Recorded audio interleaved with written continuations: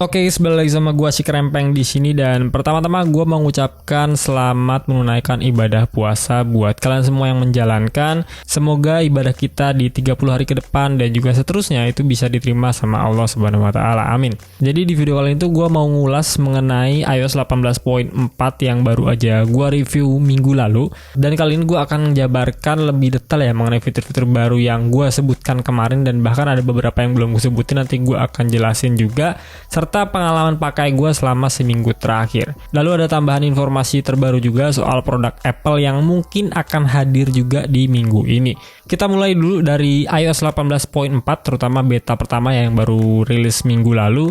Sebelum gue mulai, gue mau info dulu buat kalian yang pakai iPhone 12 series, entah itu 12, 12 mini, 12 Pro ataupun 12 Pro Max.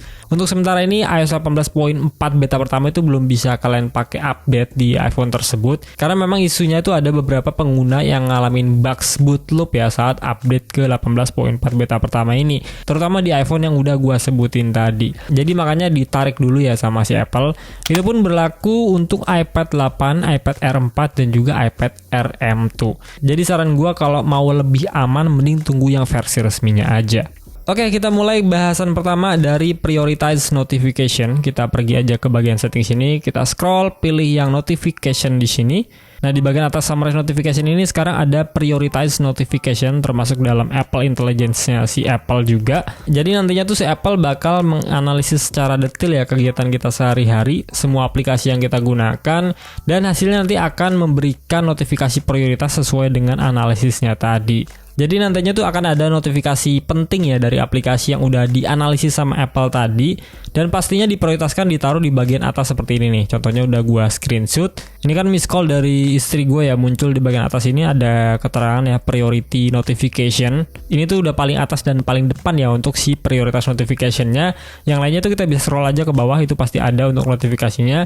Cuma sayangnya tuh ini hanya screenshotan aja ya, jadi nggak bisa gua scroll karena seminggu ini memang jarang banget ya gua dapetin prioritas notification ini. Mungkin karena kita nggak bisa set secara manual ya, jadi cuma bisa ngandelin analisis dari Apple aja buat dapetin priority notification-nya.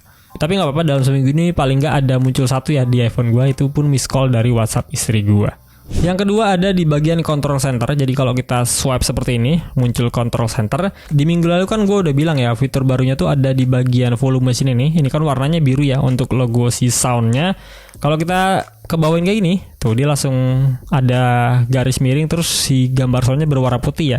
Sementara di iOS sebelumnya tuh dia warnanya abu-abu. Termasuk juga kecerahan ini ya, kalau misalnya gue looping ini dia warnanya putih itu.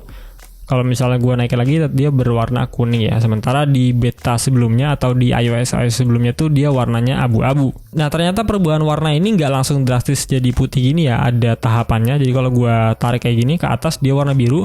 Dia akan berubah warna putih itu nggak harus sampai 0% ya ternyata. Pas kita ngelewatin si gambar soundnya itu dia langsung berubah nih warna putih tuh. Ya kan?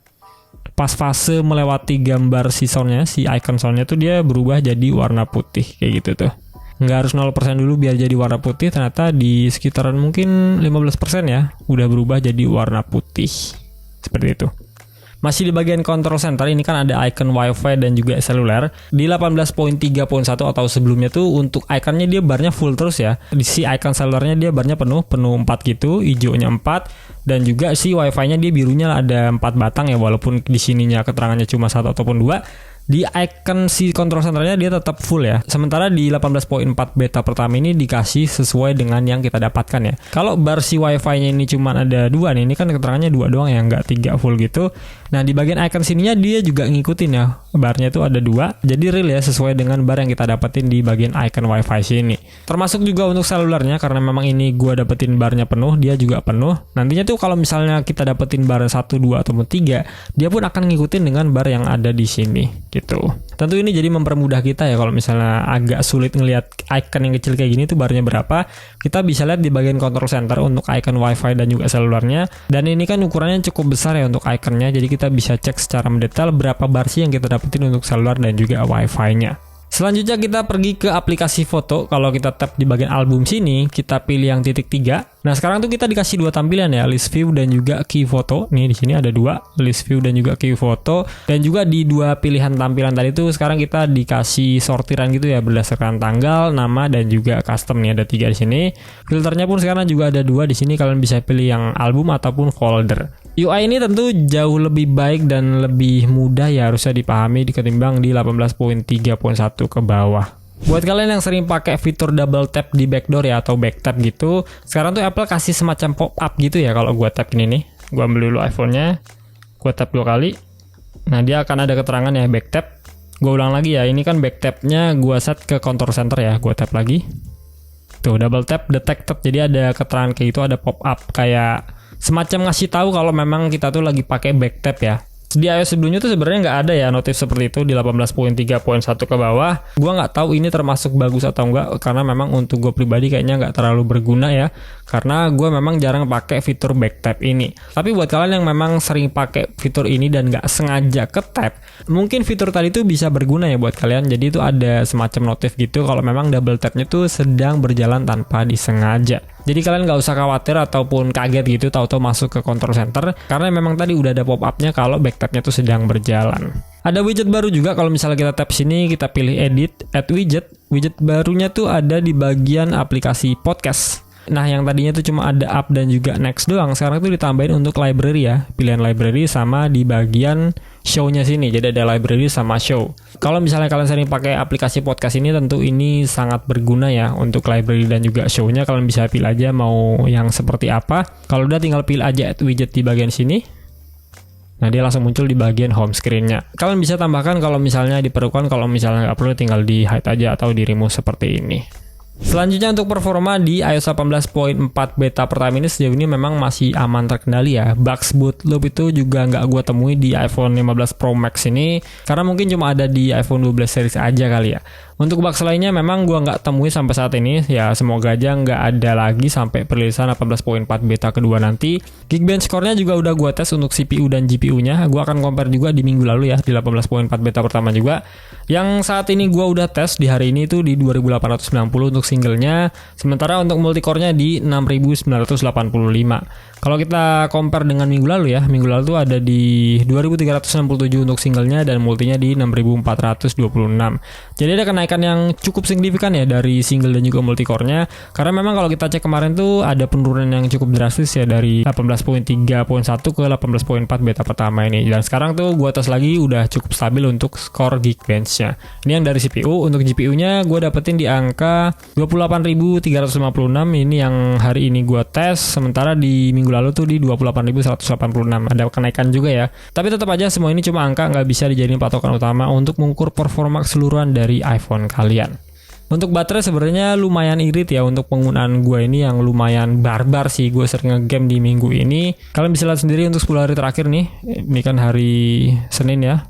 Minggu, Sabtu, Jumat itu untuk penggunaan baterai gue tuh lebih seringnya dipakai buat nge-game ya. Hampir 40% ke atas gue pakai game di hari-hari tersebut. Tuh hampir semuanya ya. Paling atas itu Mobile Legends. Dan gue dapetin rata-rata screen on time-nya di angka 10 ya. 10, 9, 13 ya. Mungkin ada 10 jaman untuk rata-rata screen on time-nya. Lumayan bagus ya. Karena memang ini gue pakai cas sekali sehari kalau misalnya nggak nge-game. Kalau misalnya pakai game tuh biasanya 2 kali cas dalam sehari. 0 sampai 100%. Paling itu aja yang bisa gue bahas dari 18.4 beta utama ini. Ada informasi terbaru juga kalau Apple tuh bakalan merilis produk terbarunya ya di minggu ini, terutama untuk MacBook Air terbaru dan disusul dengan iPad Air serta iPad entry levelnya yaitu iPad 11. MacBook Air terbaru mungkin udah confirm ya menggunakan chip M4-nya yang seharusnya sih udah memiliki 16GB RAM dengan harusnya sih di 512GB SSD ya kalau misalnya mau dibagusin. Kalau di 256 tuh kayak sayang aja gitu sama kayak di M3 kemarin ya, cuma beda di RAM aja. Untuk iPad Air-nya kemungkinan akan menggunakan chip M3 ataupun M4 dan iPad 11-nya menggunakan chip A16 Bionic atau A17 Pro sama seperti di iPad mini-nya. Untuk next update-nya di iOS 18.4 beta kedua itu kemungkinan akan dirilis 4 Maret dini hari ya. Berarti harusnya kalau sesuai jadwal pada saat kalian nonton video ini tuh udah rilis ya untuk yang beta keduanya. So, gue rasa gitu dulu aja video dari gue. Semoga videonya bisa bermanfaat. Tolong di like video ini biar gue lebih semangat lagi untuk bikin konten-konten menarik lainnya untuk kalian semua. Kita ketemu lagi di video berikutnya and goodbye.